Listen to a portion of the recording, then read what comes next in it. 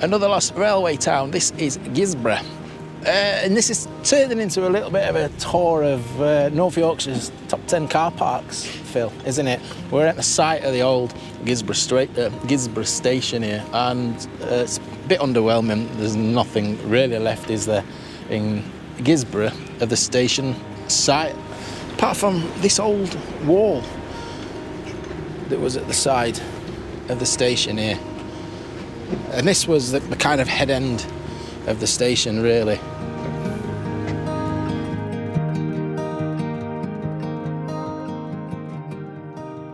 Before we get onto the railways, what can we tell you about Guisborough? It's spelt G-U-I-S, Borough, but it's pronounced Guisborough. Population of 17,000 people. This is quite a sizable place, this, yeah. And it's nestled at the foot of the Cleveland Hills. And Rosebery Topping is somewhere out of sight over in that direction. You can see that from miles away, can't you? We've been kind of navigating his way around that pretty much most of the day today. So we'll reel you through some information about this inspiring car park. So the railway here, this station opened to goods in 1853 and it opened fully in 1854. It was a pretty uninspiring station as well. When you look at it, it looked really bad when it went. Did they stay to it? There was a good shed that were locked up at the side of it, wasn't there? Yeah. And the station looked really neglected. It was a single platform. It was a train shed covered by a glass roof, Phil, as you've just said. And we had an engine shed just next to it, a turntable. Yeah. Every picture you see of it in 50s and 40s and 50s, 60s, it looks extremely run down as well. It looks like there's been no pride and joy to keep, when it was running. So right next to the railway station, Phil, does it even mention the railway? No. But it looks to me like where that silver Mini is there, look.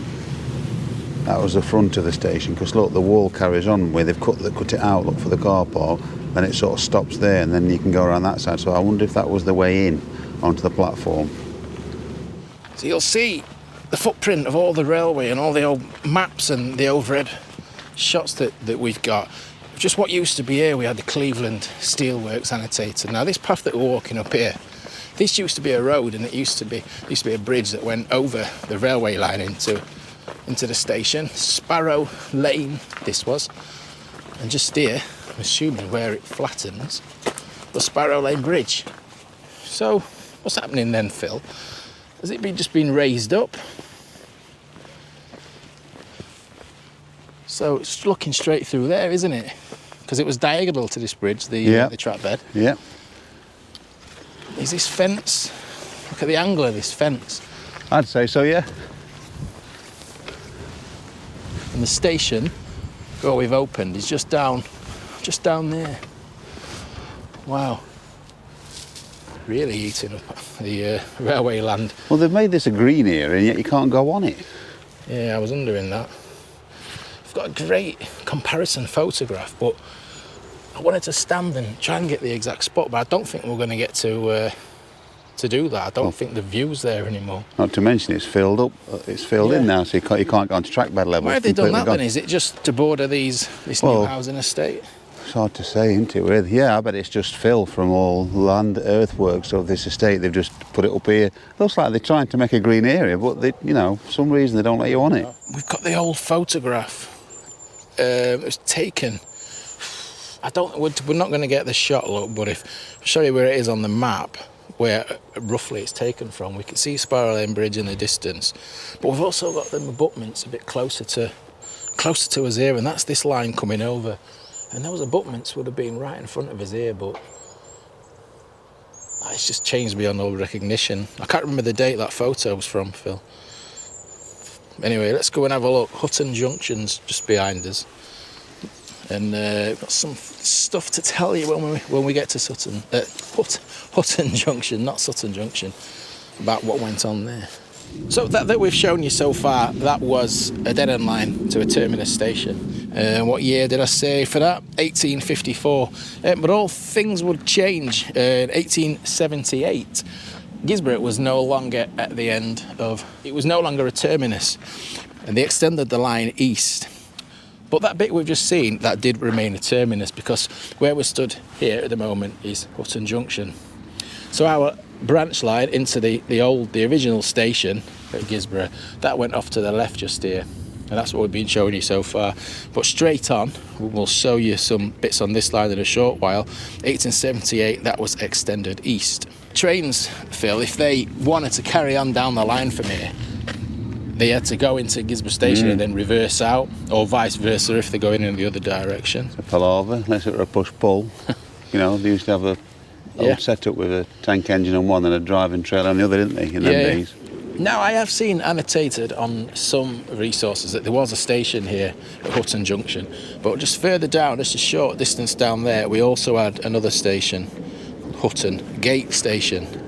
I only discovered the story of Hutton Gate Station after returning home, but it turns out this quiet little stop has a rather privileged past. It opened in 1867, not as a public station, but as a private halt serving nearby Hutton Hall, the residence of Sir Joseph Whitwell Peace, the chairman of the North Eastern Railway. Essentially, it was a station built for the railway's own boss and his family. In 1904, the platforms were extended and the station was open for public use, serving the community for the next 60 years until closure came in 1964. Today, parts of the platforms can still be seen and the former station house survives as a private dwelling, a quiet reminder of when railway power and privilege quite literally had its own platform.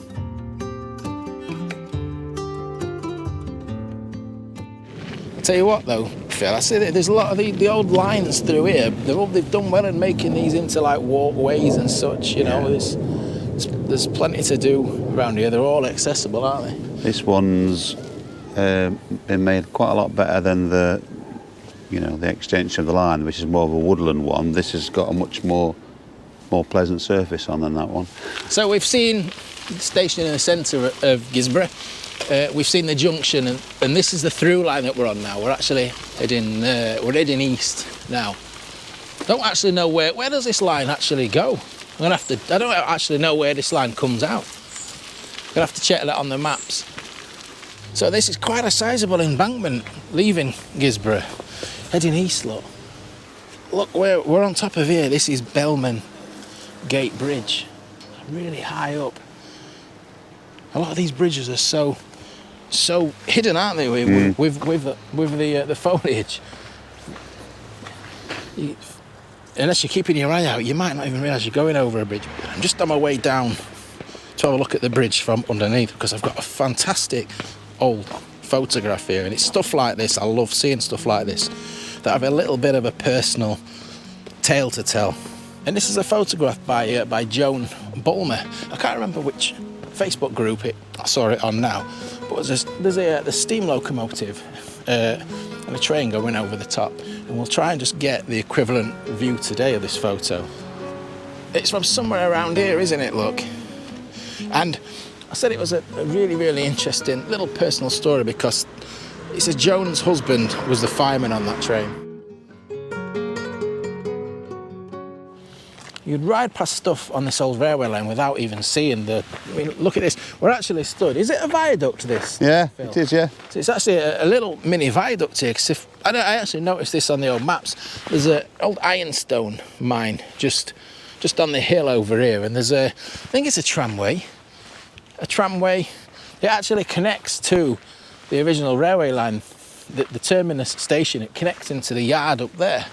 I'll show you it on a map, but that's right underneath where we are here, and you can see some of the bridge just down below us here. It looks like it's kind of been turned into a little bit of a garden space. The first railway to the Belmont Mines was, as I understand it, a narrow gauge line.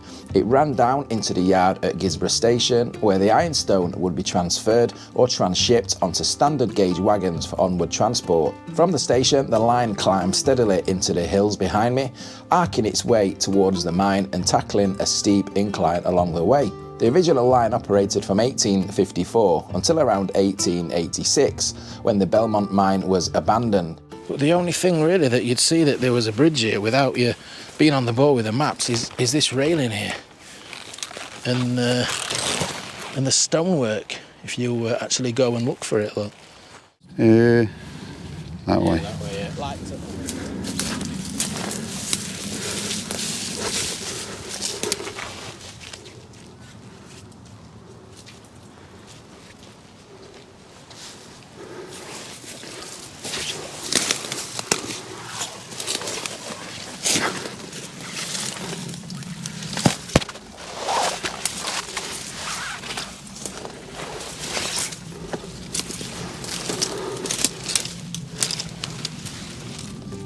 But that wasn't quite the end of the story for mining ironstone from Belmont. When the mine reopened in 1907, a new line was constructed, and this one left the Cleveland Railway just west of Hutton Junction and served the mine until 1921, when the railway operations finally ceased for good. You may have spotted other lines appearing on some of the maps that we've shown you today, and for a relatively small town, Guisborough had a surprisingly complex railway network with mineral branches, sidings and industrial connections reaching into the hills and spreading to local ports and plants. We've only been able to cover the main elements in this episode, but there are certainly more bridges, embankments and hidden traces out there that we've not shown you. But these Lost Railway Towns episodes aren't intended to be an exhaustive survey of every last remnant. Instead, they're a high-level look at how the railway arrived, how it shaped a town's growth and how it ultimately disappeared. If you know of any other lines or have any memories, photographs or stories connected to them, do share them in the comments. I always enjoy learning more about these lost lines in these lost railway towns. But we've got one more thing to show you before we go. Would you believe me if I told you that we're stood on top of a railway viaduct at the minute? Would you believe me, Phil? I'd have my doubts. So you say the name of this viaduct is? Slapewath. Slapewath. Slapewath Viaduct, yeah. S-L-A-P-E. No, it's S-L-A-I-P and then Wath. I saw a sign just up there that said Slapewath. Okay, getting confused. Yeah, there you go. There's walking down. And this is just to the east of Guisborough. Let me just show you back on the path, look. So that's the viaduct, that's the walk across the viaduct, and you can just make out rains through the trees. Incredible.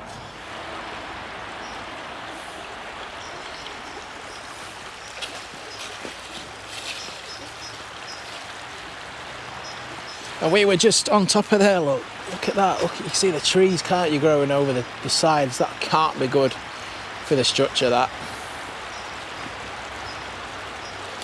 I don't know how many arches there are on this. 1, 2, 3, 4, 5, 6, 7. I can see 8. I don't know if there's any just out of view around the corner. I don't think you really see it a deal in the summer because it's a silent road hidden in the woods, basically, isn't it? Yeah. Well, the road's just literally... Just there. Just there. How many people drive down that road, you know, oblivious to that viaduct right next to the road? We've just seen that culvert there. We've just seen that culvert disappear. We assumed it went underneath the railway, but they've just culverted it so they can build the embankment up, we're assuming. It actually comes under one of the arches, look. Look, it's running down underneath. Oh, yeah. And that's probably for strength, isn't it? We'll have to culvert it. Cheers, Phil. Yeah, Thanks as always. Yeah. We're losing the light, we're losing the temperature now. So thanks to all my channel members and anyone who buys me a coffee, sends me a super thanks. Have a look at the merch, I've got some cups and things. People asked if I had anything like that to buy, so if you're interested. So we'll see you on the next one. Ta-ra.